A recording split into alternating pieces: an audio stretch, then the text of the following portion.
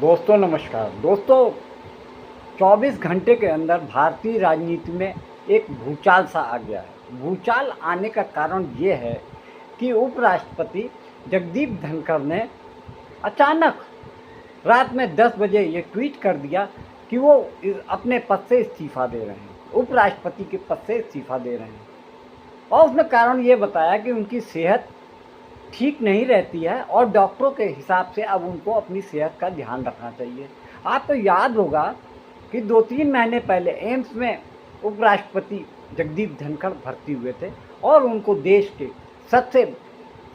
सब बड़े नेताओं ने उनसे उनके हॉस्पिटल पहुंच के उनका हाल चाल पूछा था। इसमें प्रधानमंत्री मोदी भी शामिल थे।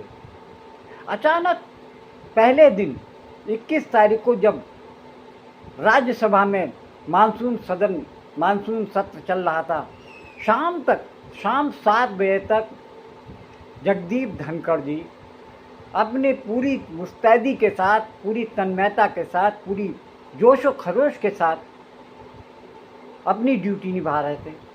यानी कि उन्होंने 4 साढ़े 4 बजे बिजनेस के लिए एक कमेटी जो तैयार थी उसमें बैठक की।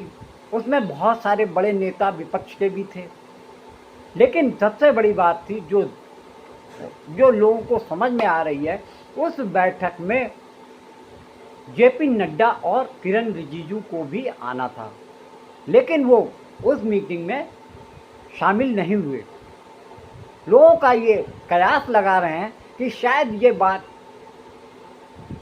जगदीप धनखड़ जी को अखर गई कि क्या उनकी मीटिंग में आने के लिए अब जेपी नड्डा और किरण रिजिजू जैसे लोग आना भी गवारा नहीं समझते हैं।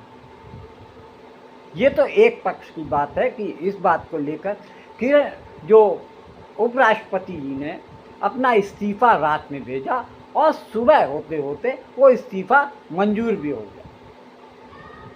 अब लोग, दिलचस्प बात यह है, कल तक इंडिया गठबंधन के लोग पानी पी कर उपराष्ट्रपति जगदीप धनखड़ को भला बुरा कहते थे। उनके खिलाफ में लगभग 60 सांसदों ने शिकायत करते हुए जगदीप धनखड़ के खिलाफ में अविश्वास प्रस्ताव भी लाए थे। ये बात अलग है कि उनका अविश्वास प्रस्ताव पारित नहीं हुआ। और ऐसा क्या हो गया 24 घंटे के अंदर में कि कांग्रेस के बड़े से बड़े नेता जगदीप धनखड़ के मुरीद हो गए हैं। लोग ये जयराम रमेश और बड़े नेता कपिल सिब्बल जैसे लोग, वकील और राज्यसभा सांसद ये कहने से चूक नहीं रहे हैं कि जगदीप धनखड़ जैसे संविधान और कानून के जानकार और निष्पक्ष नेता और उपराष्ट्रपति ये ऐसे समय में इस्तीफ़ा दे रहे हैं, ये बात गले से हजम नहीं हो रही है। उनका कहना है कि इस इस्तीफे के लेने के पीछे भारतीय जनता पार्टी की कोई ना कोई मजबूरी तो है। कुछ लोग ये कयास लगा रहे हैं कि बिहार में जो चुनाव होने वाले हैं उसको लेकर वहाँ की हालात देखकर भारतीय जनता पार्टी घबराई हुई है। और कुछ लोग ये आरोप लगा रहे हैं कि जेडीयू को निपटाना है और नीतीश कुमार को बिहार से दिल्ली में लाने की योजना चल रही है। बहुत सारे कयास लग रहे हैं कि भारतीय जनता पार्टी किसी ना किसी विशेष प्रयोजन के किसी से इस्तीफा लेती नहीं है। और दिलचस्प बात यह है कि जो व्यक्ति 7 बजे तक बिल्कुल स्वस्थ था, फिट था, वो अचानक 3 घंटे के अंदर ऐसा क्या हो जाता है कि वो अपने आप को अस्वस्थ महसूस करने लगती है। लोग इस इस्तीफे के पीछे कई मनगढ़ंत कहानियां भी बता रहे हैं और ये कह रहे हैं कि हो सकता है भारतीय जनता पार्टी अपने किसी और मनपसंद नेता को राज्यसभा का चेयरमैन बनाना चाहती है और उपराष्ट्रपति बनाना चाहती है। कारण यह है कि अभी उपराष्ट्रपति का कार्यकाल 2 साल का बकाया है। 3 ही साल 2022 में उनको उपराष्ट्रपति बनाया गया था और अभी 3 साल हुए हैं। तो इस तरीके से इस विषय पर पूरे देश में चर्चा दर चर्चा चल रही है और परत दर पर कुछ खुलासे भी होते जा रहे हैं।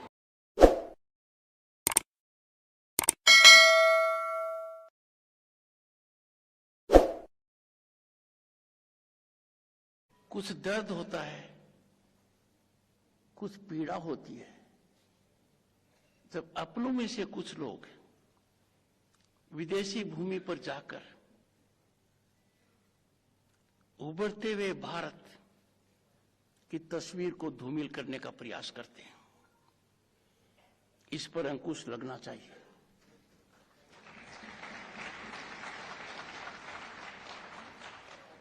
समझ में नहीं आता, सच्चे मन से भारतीयता और भारत में विश्वास करने वाला व्यक्ति भारत के सुधार की सोचेगा, सुधार में सहयोग करने की सोचेगा। हो सकता है कमियां हों, उन कमियों को दूर करने की सोचेगा, पर विदेश में जाकर नुक्ताचीनी करना, विदेश में जाकर संस्थाओं के ऊपर वो टिप्पणी करना जो हर मापदंड पर अमर्यादित है, स्वामी जी के इस सोच के विपरीत आचरण है। और स्वामी जी का सोच उस समय था जब विदेशी ताकतें यहां पर हावी थी। ये बयान देना उनके लिए आसान नहीं था।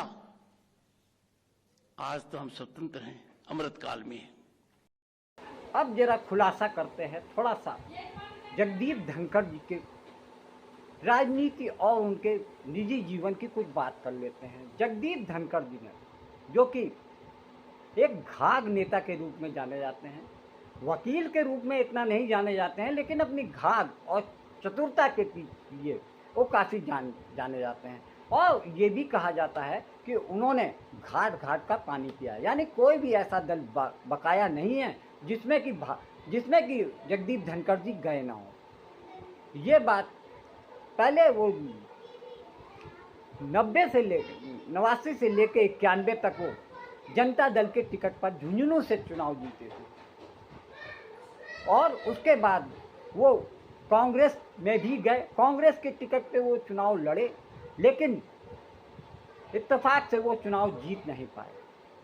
और दूसरी चीज़, जगदीप धनखड़ जी चंद्रशेखर जब प्रधानमंत्री थे तो उनकी पार्टी, उनके सरकार में संसदीय कार्य मंत्री के रूप, राज्य मंत्री के रूप में भी उन्होंने काम किया। जगदीप धनखड़ जी राष्ट्रपति, उपराष्ट्रपति बनने से पहले पश्चिम बंगाल के गवर्नर नियुक्त किए गए 2019 में। 3 साल वहाँ पे उन्होंने पश्चिम बंगाल की सरकार को हिलाने डुलाने का काम किया। ममता बनर्जी और जगदीप धनखड़ एक दूसरे को फूटी आंख नहीं सुहाते थे। रोज कोई ना कोई बात का बतंगड़ बनता था और जगदीप धनखड़ सुबह से शाम तक सरकार को हिलाने, सरकार को अस्थिर करने की कोशिश में लगे रहते थे। यह भी आरोप लगता रहा है कि जहाँ जहाँ भारतीय जनता पार्टी की सरकारें नहीं हैं, वहाँ पर केंद्र की तरफ से ऐसे घाघ नेताओं को राज्यपाल के रूप में भेज दिया जाता था जो कि सरकार को अस्थिर करने की कोशिश करे, भारतीय जनता पार्टी का जनाधार बढ़ाने की कोशिश करे। इसके साथ आरएसएस की जो बातें, आरएसएस का जो एजेंडा है उसको लागू करने के लिए राज्यपाल काम करते थे। ऐसे पहली बार नहीं है, पंजाब में भी ऐसा देखा गया, तमिलनाडु में भी ऐसा देखा गया। कई जगह जहां भारतीय जनता पार्टी की सरकार नहीं, वहां पर गवर्नर के तौर पर भारतीय जनता पार्टी का एक नेता के रूप में, एक प्रचारक के रूप में राज्यपाल काम किया। Ideas of March is associated with misfortune and doom. Our judiciary had ideas of March on the night intervening 14th and 15th March, a terrible time. There was cash hole at the residence of a judge in large quantum. I say so because it is now in public domain, officially put up by the Supreme Court, that are the residence, official residence of a judge of the Supreme Court, so judge of the High Court, cash in large amount was found. Now the point is, if that cash was found, system should have moved immediately. And the first process would have been to deal with it as a criminal act. Find out those who are culpable. Bring them to justice. But so far there has been no FIR.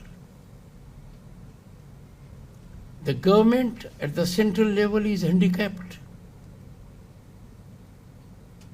because an FIR cannot be registered in view of a judgment of the Supreme Court rendered in early 90s. You must read that judgment. I am all for independence of judiciary. I am a strong votary of protecting judges.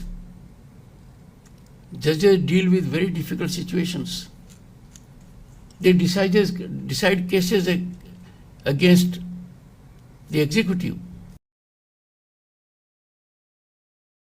ऐसे तो जगदीप धनखड़ जब से उपराष्ट्रपति बने हैं तब से वो अपने बयानों के लिए विवादित रहे हैं। हमेशा चर्चा में बने रहने की उनकी शौक कह लीजिए, वो किसी न किसी मामले में अपनी टिप्पणी कर ही देते हैं। पिछले दिनों में ये साफ देखा गया कि किस तरीके से सुप्रीम कोर्ट के जजेस को उन्होंने ये कह दिया कि सुबह सांसद। यही है कि उनका इस्तीफा यह बता रहा है कि देश की राजनीति दो लोगों के कमरे में कैद हो गई है और किसी को उसके अलावा कुछ पता नहीं। गौर से देखिए कि चर्चाओं की सुई कहां आकर टिकती है और कहां से भाग जाती है। मैं इनकी बात कर रहा हूं, प्रधानमंत्री मोदी की। ऐसा कब होता है इस्तीफा उपराष्ट्रपति ने दिया और चुप प्रधानमंत्री मोदी हो गए। प्रधानमंत्री मोदी की चुप्पी ही पार्टी की लाइन बन गई। बीजेपी के तमाम नेता चुप हो गए। जो व्यक्ति बंगाल के राज्यपाल से लेकर भारत के उपराष्ट्रपति के पद पर रहते हुए सभी संवैधानिक मर्यादाओं से खेलता रहा, अपनी हरकतों से प्रधानमंत्री मोदी की राजनीति की महत्वाकांक्षाओं को पूरा करता रहा, वही व्यक्ति आज इतना उनके लिए बेकार हो गया कि उनके संवैधानिक पद से इस्तीफा देने के बाद रस्म अदायगी के लिए भी एक ट्वीट तक नहीं किया गया। प्रधानमंत्री मोदी की चुप्पी कुछ और है। त्वरित तौर पर ईगो की चुप्पी कह सकते हैं कि मेरे आगे कोई कुछ नहीं, मैं ही मैं। Honorable members, Jaya Amitabh Bachchan is the last speaker on this point. Please, ma'am. Sir, मैं जया अमिताभ बच्चन ये बोलना चाहती हूँ, मैं कलाकार हूँ, बॉडी लैंग्वेज समझती हूँ, एक्सप्रेशन समझती हूँ। और सर, मुझे माफ करिएगा मगर आपका टोन जो है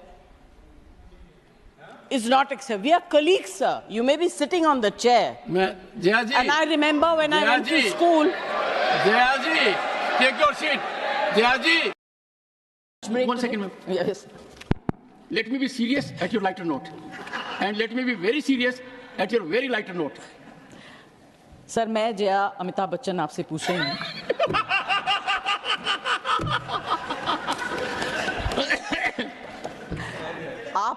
आपको आज लंच ब्रेक मिला?